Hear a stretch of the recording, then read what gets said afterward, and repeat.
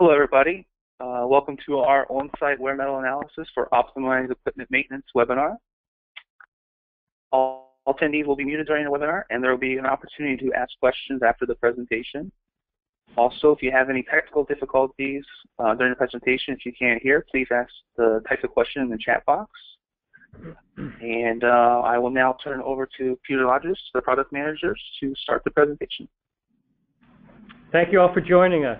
My name is Peter Lodges. I'm a product manager at Spectrum Scientific. I've been making analytical instruments for a couple of decades. And with me is Dan Walsh, who is our Director of Applications, and he has a similar amount of experience, and his is a lot more focused on actually oil analysis and tribology. If you go to the next slide, please. So I'll give you a quickie outline of what we're going to cover today. This is a very introductory presentation, and what we'll start with is just kind of an overview of oil analysis and what people gain from that type of analysis. We'll talk about our technology that we use in our system and compare it to some other available technologies, pros and cons. Dan will talk a little bit about some industries that are currently using this approach and what they gain from it. I'll dig into some of the details of the technology inside the box, what it's doing, how it's doing it, and then we've got some new applications that we've adapted the technology to that are kind of interesting, and we'll kind of overview those. And we'll do some questions and answers. As Zach mentioned, that'll be typed. And also, if we want to get into much more detail, the invitation to this webinar included my email address, and I'm happy to carry on dialogue with anybody who needs to dig in at a much deeper level after the fact. So, oil analysis. The point of doing oil analysis is to help you maintain your equipment smarter and more cost efficiently and make sure that the equipment is up and running. This is especially valuable with large equipment, high-value assets, which require a lot of time or a lot of cost to do maintenance, and you want to not necessarily do that maintenance on a strict calendar schedule. You want to only take the systems offline when they really need maintenance. And of course, you really want to avoid surprises and unplanned outages. Similarly, if you have a fleet of vehicles, even if they're like, traditional cars or taxis or something, maintenance intervals become very important when you just get to that large scale. So what you see on the slide here is what Spectro has developed to help us kind of think about oil and condition monitoring, and it's kind of an interesting model. So you see a triangle here, and we've got three facets to it. One is chemistry. So in that, we're talking about the oil itself. What's the chemistry of the oil? What's the additive package in there? How is it behaving? Is it protecting the engine? The left-hand facet is things that get into the oil, like water, like fuel, like sand. So we're careful about managing and monitoring the condition of the oil in terms of how it's been contaminated. And the third facet up at the top is the actual condition, not of the oil, but of the system you're maintaining, right? So the oil is the lifeblood of the engine, right? It's flowing just like the humans through all the different corners of the system. And you go for your annual checkup with your doctor, and he takes a sample of blood and he tells you how your liver function is and how your kidneys are, and he can tell a lot by looking at your blood about everything that's going on in your body. And that really is an awesome analogy for what happens with the oil, right? So if you've got a bearing that's wearing, the particles of metal end up in the oil and they get carried around the system. And that's true for every part of the system. So by measuring carefully what's in the oil, you can tell a lot about what's going on in the engine or the transmission or the whatever system we're talking about, and you can make some very smart decisions about about maintenance and when to kick it in. Yep, go ahead, Dan. Thank you, Peter. Wear condition monitoring and oil analysis focuses on understanding what is in the oil and what information about the equipment can be determined from that material in the oil. End users can make effective decisions on how to maintain or repair equipment if they have up-to-date information on a series of items from the oil. They want to know elemental-wise what is in the oil. Okay, they'd like to know what the quantity of it is that's present. They'd like to know the particle size and shape in certain applications, particularly when you have an abnormal event occurring. In the world of oil analysis, we kind of have two considerations. One is considered wear trending, and the other is considered wear debris analysis. Wear trending is a great starting point to develop a trend. It's used to detect a change in a trend, to identify typical sources, or compare against fleet norms. And today, the technology we're going to be focusing on here, which is rotating disc electrode spectroscopy, is essentially a wear trending tool, and it gives us very important information regarding the condition of the system. Other aspects of oil analysis is that once you have found a problem, you want to understand the particle size and particle shape. That's particularly an issue for rotating machinery with changing duty cycles, or if you're in the process of doing an investigation to where the contamination is coming from, or if you're trying to identify root cause diagnostics as a result of the severe wear. But for us, wear trending is the backbone of most oil analysis programs, and it's usually performed with a spectrometer. These spectrometers are known as atomic emission or optical emission spectrometers because they're predominantly a spectrometer that detects light in either the UV, or ultraviolet, or visible part of the electromagnetic spectrum. So if you've got all these values elemental-wise, what do you do with them? Well, most equipment manufacturers are familiar with the spectrometer technique that we're going to talk about, and they provide guidelines to users to what elements are considered to be harmful.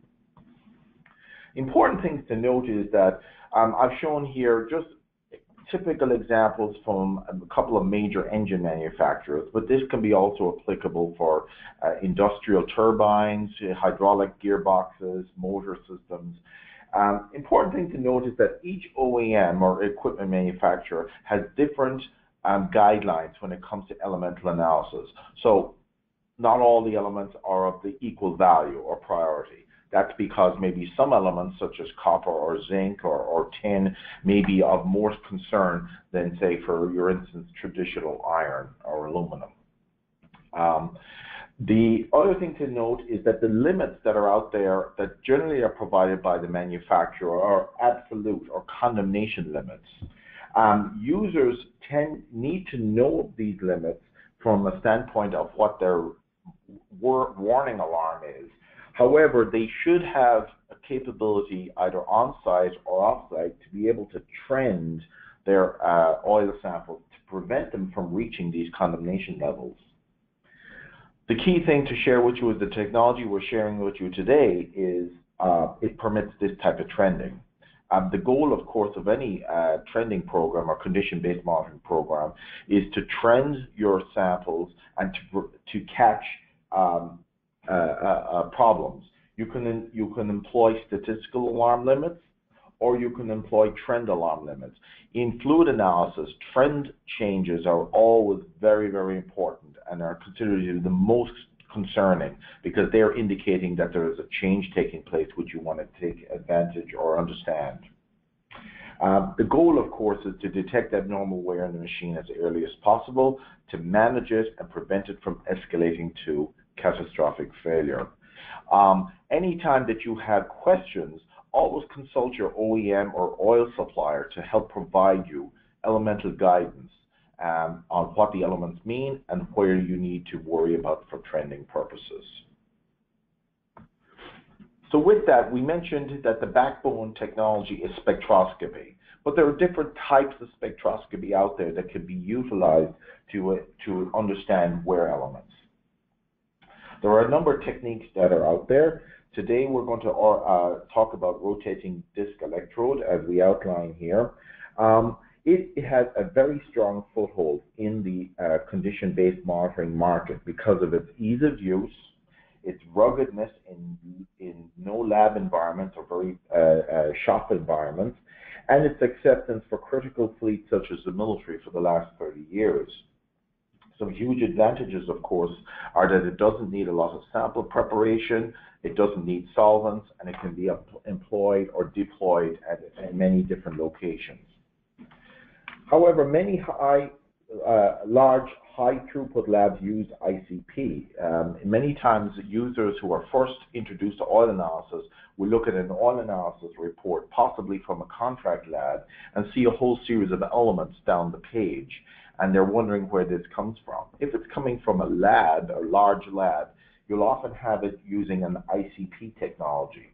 ICP stands for inductively coupled plasma. It's a different excitation method. Ultimately, the analysis of the signal is pretty much the same no matter what product that you use. ICP is the main businesses in environmental and pharmaceutical markets. However, there are several ICP vendors who do offer a good organic analysis option, which is commonly used in the big contract labs. Key point, though, is that it is only suitable for a controlled lab area and specifically designed for environments where you have very high volumes of sample handling. AAS, or atomic absorption spectroscopy, is an old technique. It's been around for quite a long time. It's used occasionally in oil applications where you have a need for one or a few elements to be tested. It is extremely accurate, but it is slow, and it's generally designed for special applications, and it does not lend itself well for the multi-element analysis that's typically required for condition-based monitoring nowadays. XRF is being employed nowadays as well. It is used in a handful of QC or blending facilities, mostly for additives, and outside of that, it is finding a benefit in the field, particularly because of its capability of looking at large particles, particularly those greater than 5 microns, and of course it employs no solvents in those cases as well. Most end users who are considering oil analysis, particularly if they're bringing it in-house or they want to do something themselves and they want to look at elemental, they'll generally look or compare against the most commonly used technology that's employed in the labs, and that is the ICP. So a quick comparison of the two technologies. They both end up with the same set of data, results, multi-element results in parts per million or milligrams per kilogram. What are the major differences? Well, certainly ICP method, as we mentioned earlier, designed to be more for a lab environment, so it employs much more consumables such as argon gas, nitrogen in some situations. You need to have a cooling system, you need to have a dedicated location, you need to have special voltage, you need to have good clean power coming to your site. Whereas an RDE method has more benefit because it is much more resistant or rugged. So it's designed for non-lab or workshop environments. And so as a result of that, it tends to have an advantage for workshop or for end users who are close to the equipment in test. ICP, you do need to have a trained technician. There is a lot involved. Even though the technology and the software has improved nowadays, you still need somebody who's adept at handling glassware and tubing, being able to replace systems on a regular basis. Whereas with an RDE, it's a very simple procedure. There is really no glassware or no tubing involved. Analysis can take many, can vary. For high throughput, it can be up to 30 seconds. For longer time, depending on the elements, it can take several, much longer time. RDE tends to be very, very quick for multi-element. It's about 30 seconds.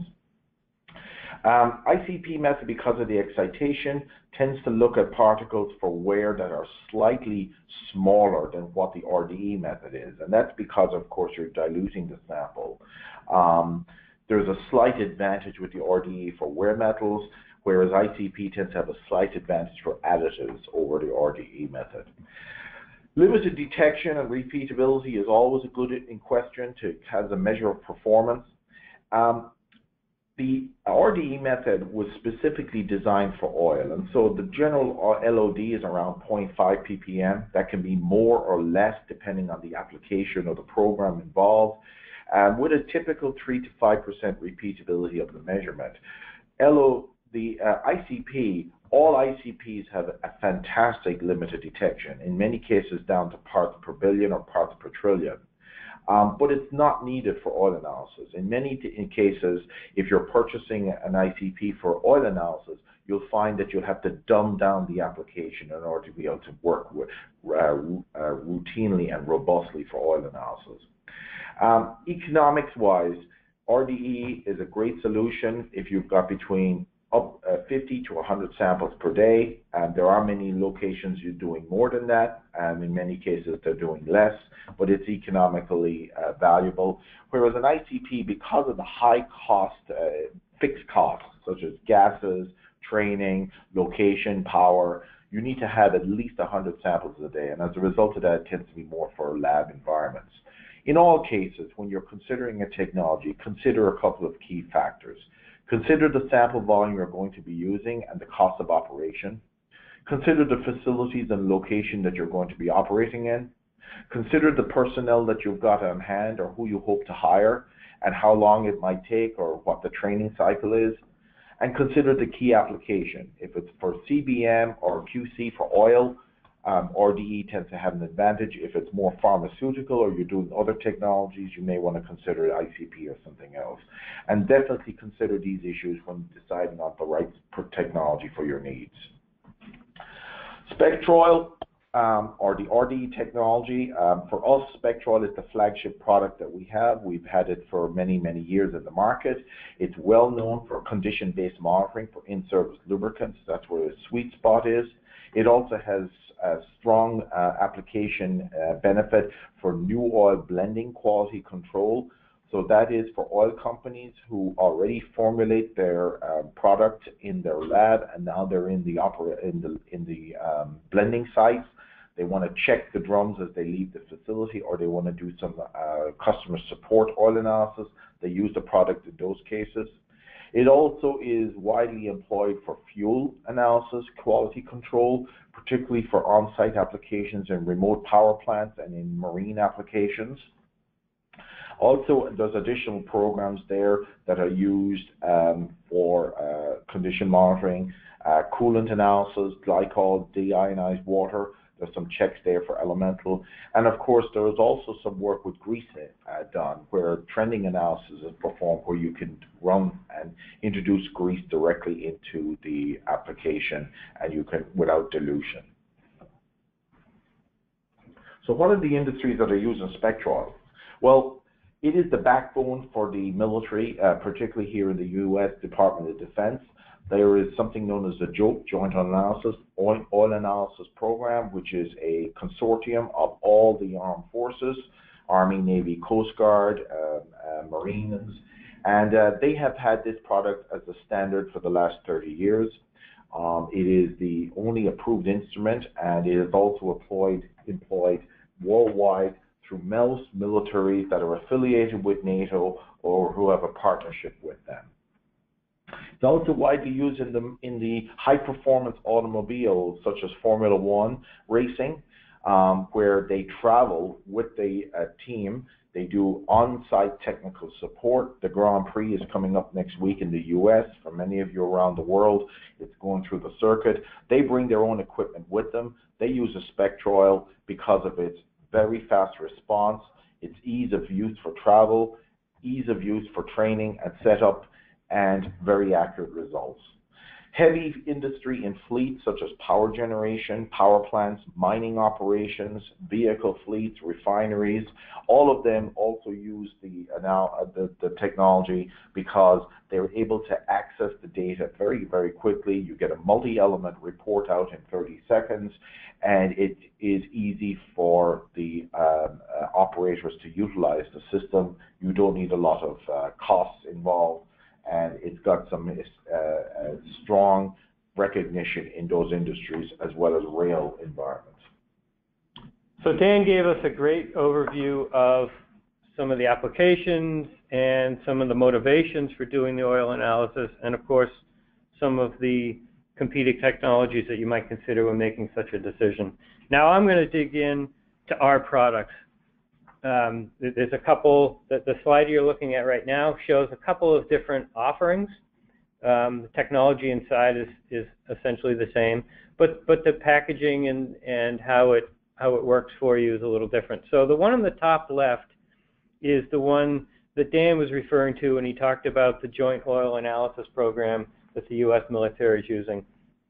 This is kind of our workhorse. It's got a steel frame. It's got a computer embedded inside of it. It's very rugged, very reliable. We've got machines that have been in the field for decades and living on ships or living and moving between Air Force bases. You get the idea.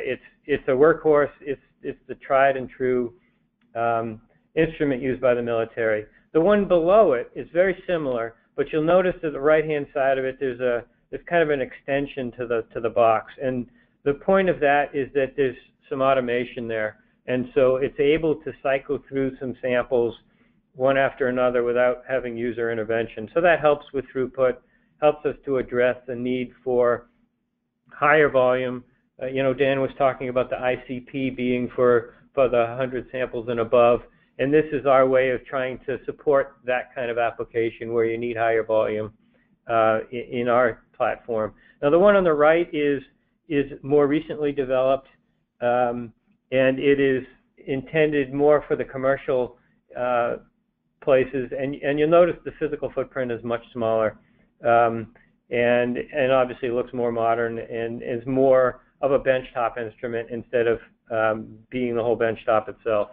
So you kind of have three basic platforms, but they all basically do the same thing. And the next slide, not yet, but soon, we'll dig into kind of the optics and what's going on in there. But all three of them, we've got basically 30 seconds analysis time from when you introduce the sample to when you have data. And there are calibrations that we do to the instruments, and we'll dig into some options there. But basically, this tool allows you to do oil analysis that's compliant with ASTM standard D6595, and also with some subtle variations to calibration and equipment, we can do an ASTM 6728 analysis on fuels, which is an interesting twist. Okay, Dan, if you go to the next one. So you've heard the acronym RDEOES, right? It's gibberish. What does that really mean? So the first part, rotating disc electrode, is all about the sample and how we generate a measurement. So if you picture I don't know if you've ever seen an arc welder, or you certainly have seen a lightning bolt. When you have high voltage and a gap between that high voltage and a ground, the electricity wants to make that jump, right? Electricity wants to get to ground. So what we have essentially here, if you look at that picture, at the top left you can see it lit up, but a little bit to the right you can see an electrode right next to a disc. We've got a gap that's very carefully controlled. We've got a voltage on that electrode that's very carefully controlled. And what happens is you get electricity jumping across that gap and creating a spark. Great, so now you've got the spark, but now we're trying to analyze oil. So how do we get oil into that situation? So that's where the disc comes in. That disc, and in this picture you can see kind of a brown little container that the disc is half immersed in. That's an oil cup. The disc is rotating, okay? So the disc picks up oil, it rotates to the top. Now the top of that disc is in the gap between the electrode and the ground, right? So you've got that arc happening in that gap. You've brought oil into there. So now when the spark happens, oil is consumed, and now we're going to get a spectrum of light from that oil. And the disk continues to rotate and continually brings new oil into that spark. So you have a long-lasting source of light with that oil being consumed. Now, peeking in from the right of that, you can see a fiber optic cable. So we're looking at that consumption of oil with a fiber, and then bringing that down to the right-hand part of this picture, which is the optics. So the light from the burning oil is introduced into this circular optic, and it goes to a grating. Now, what a grating is kind of like a prism. You know, what you put on your windowsill at home. The light hits it, and it's separated by wavelength into a spectrum. A grating does the same thing, just a totally different geometry and a much finer resolution in spectral separation. But you're basically taking the different colors of light and putting them at different physical positions. And that's what you see on the right-hand side of the circle are these little blue segments, are places where we are looking at the light, collecting light in little pixels, little tiny light collectors, and each one responds to a different color of light and tells us how much of that light at that wavelength has arrived. You can go to the next slide, please.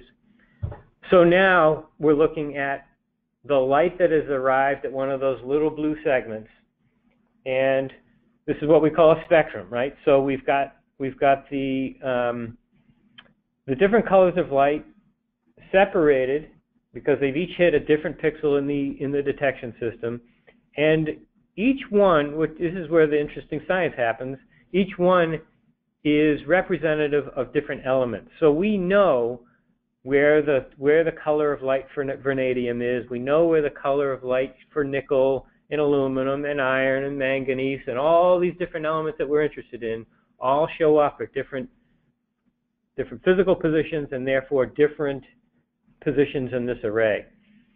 So the way we analyze this, of course, is now we know where the light is for each element, and we calibrate the system by introducing samples with different known quantities of these different elements.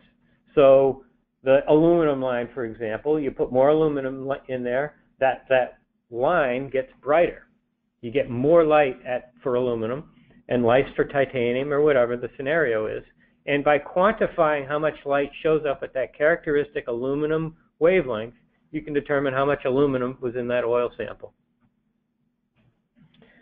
So having run the light through that optic and we know the physics and we know where all the light for each element shows up, really the process for tailoring the system to different applications really comes down to introducing known oils or known fluids with known concentrations of the elements of interest into it, and then just measuring. You know, you go 5 ppm, 10 ppm, 100 ppm, 1,000 ppm, you cover that whole range of expected concentrations in the field, teach the instrument what the signal looks like for each of those different scenarios, build that into the instrument, and then when you see it in the field, you know what it means, and you can give very precise indications of how much of a particular wear metal you've seen in the oil based on that calibration we've done up front. So I'll hand off to Dan now, and he's going to talk about how we've done different calibrations for different fluids in different applications so that we have that knowledge base to allow the instrument to be used in all these different settings. Thank you, Peter. So as Peter mentioned, the most common calibration that's used for the commercial or for CBM, condition-based monitoring, is the commercial lubricant calibration, which has got about 24 elements here at different ranges. It covers all the wear elements, additives, and contaminants that could be expected to see from most industrial and fleet equipment engines. There is also a couple of additional elements that can be added, which would be considered to be more exotic, but are emerging as ongoing technology, particularly in engine design and development, continue to develop, particularly in ceramics and in exotic bearing materials. Another calibration that we have is for fuel. So I mentioned earlier that QC for fuel is very important, where customers purchase these products in order to be able to evaluate the quality of their fuel before they consume it. There are different types of fuel being used in power plant applications. Heavy fuel, which would be HFO, residual type of products, also light fuels, distillates. You also can get crude oil being consumed in certain areas of the world. And so a fuel calibration, a generic fuel calibration, is used for both engines and for land-based turbines, land frame turbines. And this is the typical elemental ranges and the elements of interest that are used in there. As you can see, it's a little bit more precise than it would be for commercial lubricant applications, because you won't expect to see so many additives in there, and you're only interested in elements that could cause corrosion effects in the hot section of either an engine or a turbine. Another feature we have is this technology is often used, again, for alkali elemental contamination for aeroderivative turbines that are used in power applications worldwide. And again, in those cases, the calibration needs to be very precise, and there's a very low limit of detection, particularly for lithium, sodium, and potassium together. These three elements, if they are left in the fuel, can cause hot stage corrosion on turbine blades, and so it's important to be able to detect those in fuel before they're actually presented to the turbine. And so this technology is used for that application. Other applications where we use the spectrometer is oftentimes in those same power plant applications where we're currently analyzing lubricant and fuel.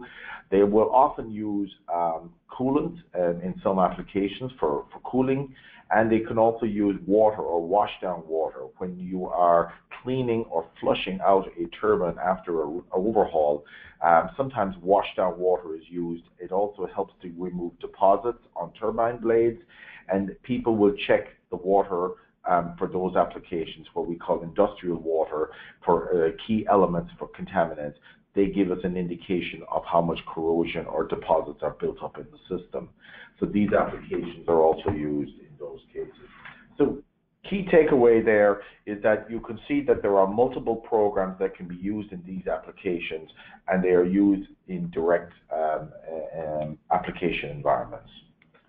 So at the beginning of the talk, we kind of overviewed what we call the trivector and the various wear and chemical and contamination factors that cause you to want to monitor your oil, and of course the benefits of doing condition-based monitoring as opposed to calendar-based monitoring. We've given you kind of an overview of the technology and how it works, and Dan did a great job of comparing it to the ICP, which is the laboratory grade instrument, and it certainly has its benefits and its place of use. But if you're setting up your own lab for modest volume and don't require the parts per trillion kind of precision, then we believe the optical emission spectrometer that we deliver is an appropriate compromise between technical requirements and the ease of use. Our approach has been used for decades by the U.S. military. It's an essential tool and part of their standard procedures. And the nice thing about this topic is that it pays for itself. This is an investment that reaps rewards down the road in terms of unnecessary maintenance, in terms of unexpected downtime, and just maintaining your equipment smarter. And Dan reviewed some other applications where we've taken this technology and applied it to some interesting applications that can also have some benefit. So we've gone through kind of the meat of what we want to do, and I realize this is very high level overview, and there's some detailed questions that people want to get into. I've got one that came in from Mihai, which asks about the lifetime of the graphite rod and disc, which is a great question. So, Dan, can you flip back to the picture of the optics and Sure. and the setup there? It's probably a half dozen up. There we go. So in kind of the middle left here, we've got I'll call it a rod, and you've got the disc below it. Now, what you got to be careful of is contamination from one sample to the next. So the disc, which is immersed in your little cup of oil, has gotten oil in its pores and has, of course, been part of the burning process. That disc is replaced every time you switch to the oil sample. The rod, however, has some length to it, right? So the last, we'll say, 1/8 to 1/4 of an inch of the rod has been actively involved in the measurement you just took. Has oil residue on it, has some burn and some carbon there. So what we do with the rod is we supply something analogous to a pencil sharpener. It's not that simple, but it's that basic idea. And you grind down the end of the rod and remove the last 1/4 inch of it, and then you can reuse that. So those are consumables, right? So that rod will get you through, I don't know, half dozen to 10? 10 to 15 burns. All right, 10 burns on the rod, and the disc is replaced every single measurement. So per measurement, as Peter mentioned, the disc is replaced, the cap is replaced, and the rod is good for about 10 to 15 burns. If you're using the automated system, instead of a rod, you have a angled disc. So you have 2 discs in those cases, and those are both replaceable per rod. And again, those are consumable, and it's easier to be able to do that. So a couple of other questions coming in. One question came in from Adnan. What is the solution for large particles from multi-element analysis? Which spectrometric technique offers large particle measurement? So I think what we were talking about here is, if I go back up here to this technique, this approach here. As we mentioned earlier, there is a size limitation with most spectroscopy, RDE, and ICP. With a limitation of 5 microns. If you're looking at abnormal wear, which is above 5 microns and anywhere up to 1,000 microns. Right now, what we are seeing is that for multi-element analysis, you have one option is to use something like a FPQ XRF, where you separate out the particles from the oil and you analyze those. Another option, of course, is to use particle analysis techniques such as laser net finds, where you actually at least will get the ferrous readings as well as the non-ferrous in cases of sand and dirt contamination. So there's a couple of different vehicles out there to be able to do that, but probably the best method out there, which is for multi-element analysis nowadays, will be some form of XRF, where you are separating out the oil. The downside, of course, is you don't get the additive elements in there. You have to use another technology. Another question that came up is ASTM standard for fresh oil. Is there any plan in the future for ASTM approval for fresh oils? There is no ASTM general standard for fresh oils. There's methods out there to be able to analyze both new and used oils. If you're referring to some of the other techniques such as ICP, many times they're using the method for ICP as applicable for new oils. The primary sweet spot for rotating disc electrode is the used oils. And so it is possible and there are many oil companies who do use 6595 for quality control for new oil validation, but its main scope is aimed for used oils. Couple of advantage. What advantage do CC charge coupled device detectors have over photomultiplier tubes? Do you want to take that? So this is a great detail question. As somebody who obviously knows the technology, photomultiplier tubes are what have traditionally been used in this type of optical analysis And our instrument itself started out with photomultiplier tubes. The CCD arrays are kind of the new generation, right? So what you get with the CCD, so I showed you, if you go to that spectrum, Dan. So the beauty of the CCD is you get to see everything that's going on. You see all of these different lines. Now, vanadium, you'll see here, you look, you got 2 lines for nickel, right? And this is only one piece. This picture goes all the way across the room. There's a million lines here. What that allows us to do is to tailor the spectrum analysis to the particular oil that's supporting the metals, to the application, right? So in some scenarios, this one nickel line is going to be obscured by something that's in the base oil, and you have to use the other nickel line. And that's true for all these elements. So I'm digging into this meaty detail because by having this full spectrum, everything's a software problem, right? We can make changes on the fly, and we can tailor the instrument to it. Now let's flip that question over.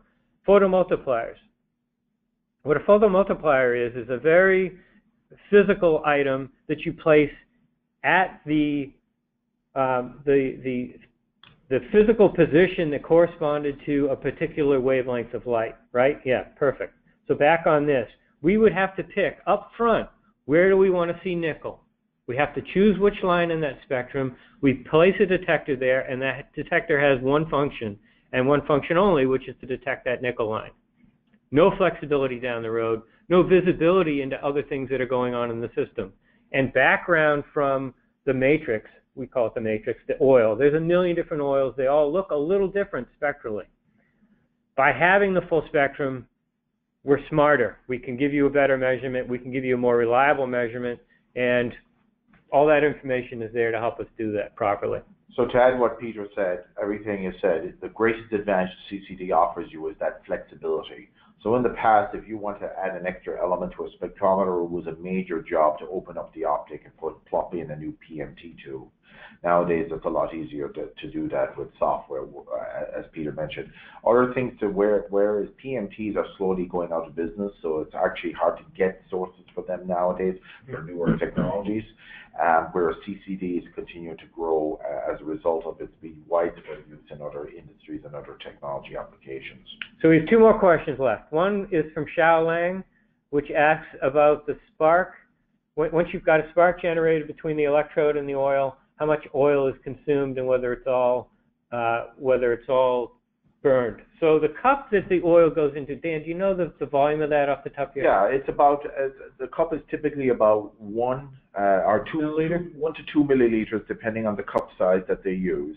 Not all the oil is consumed during the run. So what you're doing is you are drawing oil up from the cup up over the way on the disc, and the disc is rotating so many revolutions per second during the run. Not all of the oil is consumed. In fact, the majority remains. It really is just a very small amount that gets burned. Correct. And what is, the burn is less than a minute, and you're vaporizing it. It's a mass burn. It's very trace amounts.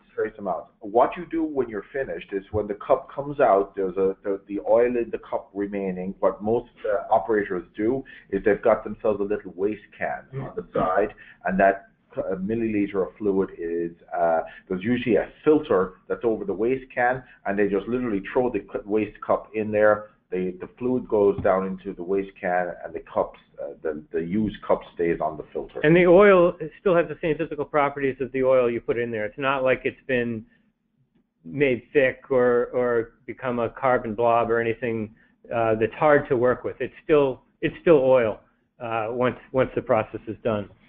So another question is, what is the range of particle size for the RDE? So RDE is calibrated using sub-micron, which is the fully dissolved metalloorganics that are used in the standard.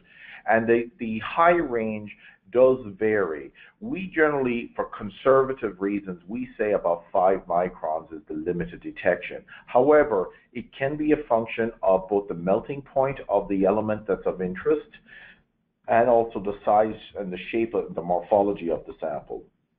That has an effect. It is not a hard cutoff. It is generally a slow, there is a detection efficiency curve that after about 5 microns, you're not getting 100% recovery. So in some elements you may, and for instance, in some copper or bearing alloys, you can see up to 70, 80 microns without a problem. However, for things like high-strength steels, like chrome, chrome-based alloys, you're not going to see very much more than 5 microns. The big difference between RDE and other technologies such as ICP, with ICP, we have to dilute the sample in a 9:1, typically a kerosene mix, and then it goes through a nebulizer, of which 99% of the sample goes into the drain, and only 1% of it is vaporized in a vapor that goes into the RF chamber.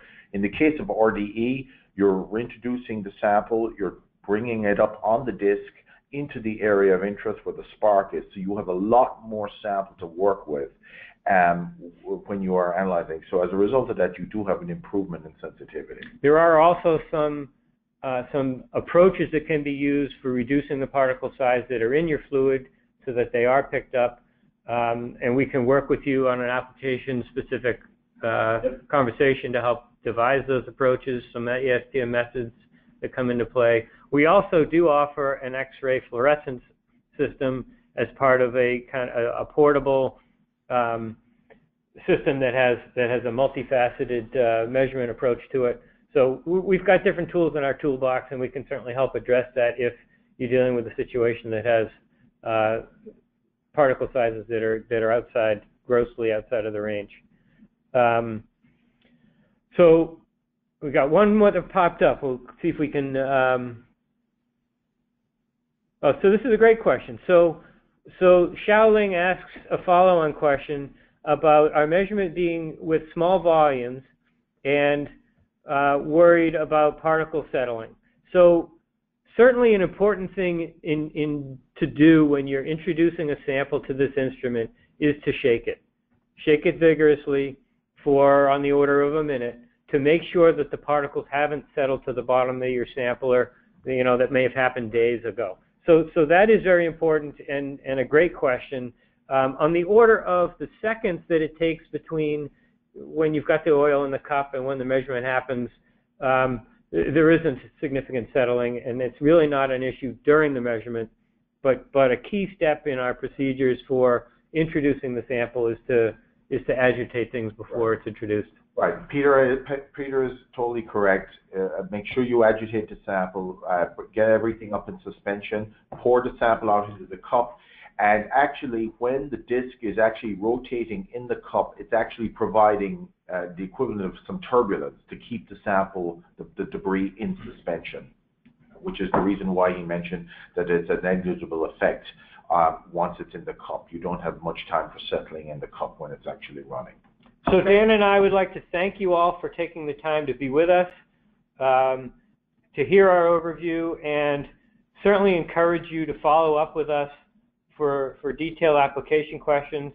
We have regional salespeople who can also work directly with you, and my email address was in the meeting invite. Feel free to use that, and thank you again. Look forward to talking to you.